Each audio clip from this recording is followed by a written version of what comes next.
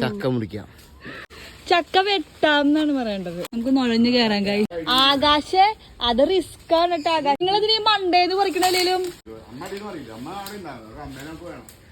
ചക്ക വെട്ടാൻ കൊണ്ടുവന്നേക്കണ കത്തി നോക്ക് ഗൈസ്. അങ്ങനെ ചക്ക വെട്ടാൻ മണ്ടേ കേറിയിട്ട് മണ്ടേ കയറി ചക്ക വെട്ടത് അച്ഛനൊന്നും മിണ്ട അടങ്ങിയിരുന്നേ.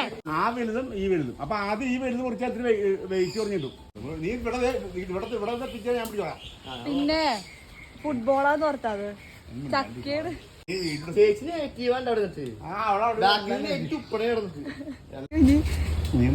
മോളെ.